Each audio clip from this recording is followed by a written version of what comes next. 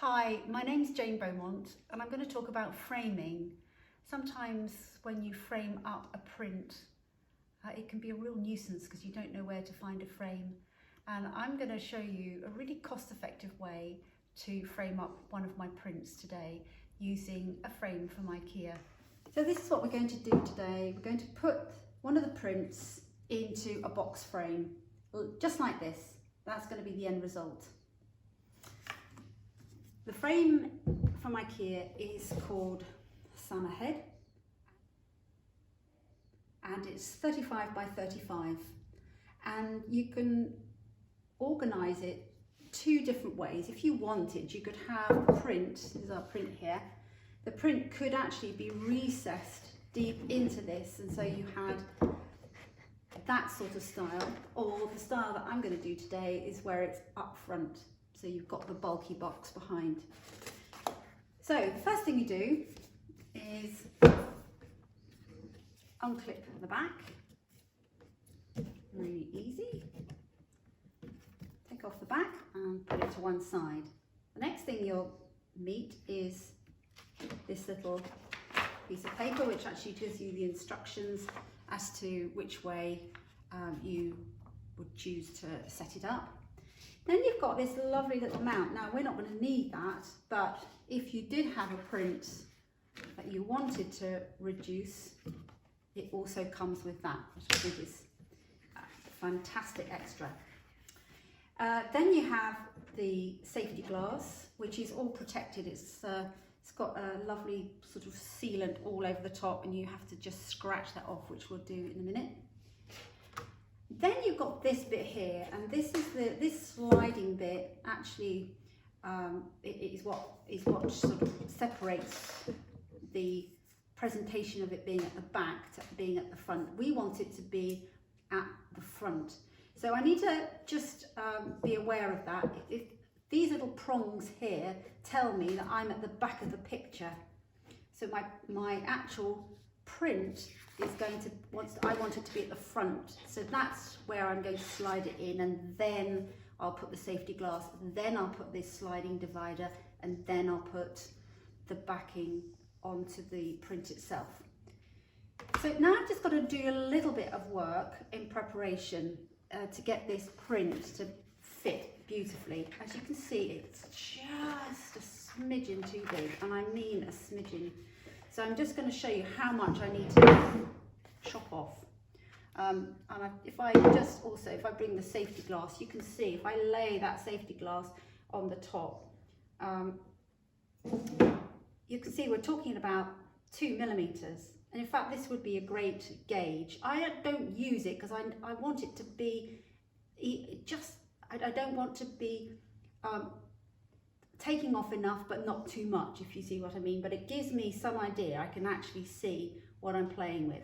So I remove the safety glass, get a nice sharp pencil, ruler, and I'm just going to run a pencil mark along the side. And remember, all of this is going to be hidden. If you are somebody who feels a bit clunky with a pair of scissors, don't worry, because no one's going to see if it's too jagged, but you just don't want to take too much off it because you want it to be a nice snug fit. So there we go, this is the fourth side. Then pair of scissors, trundle around, nice confident cuts. And actually these are a bit blunt, but they're doing the job. And I really love this frame. It's really substantial. It's, I think, beautifully made. It's lightweight, and you just have the joy of being able to get the print, and within 5 minutes you've got it framed up and you're ready to go. And that's what you want to do. You want to not be hanging around waiting for things to be framed at the framers for a month. There we go. Now I think I might just take a tiny bit off there. Doesn't look like I've cut it off. This is beautiful paper. It's photo rag, professionally, digitally produced. A lovely chalky finish, and I'm absolutely delighted with the quality. Okay, so I've done that little bit of work. Now I'm back to the assembly part, which is great. So again, I'm at the back. What I'm touching here is the back, because these are the clips that are going to seal the back. So I just want to remember that I'm now going to construct the front, which the front is actually down by the table. So I get my safety glass, and this is the bit I always find takes me a little while, but scratch it with your nails, pull it off. Don't touch it, don't fiddle with it, don't rub it with your jumper sleeve or anything like that. It's really good quality. It's going to give you an excellent finish. You drop that in. Okay. Then you take your print. Now the print has already got its own mount. So you drop that in next. Just make sure. Now I can see that's just got a little bit too much on that side. So just again, just going to very carefully. Now if you've got sharper scissors than me, that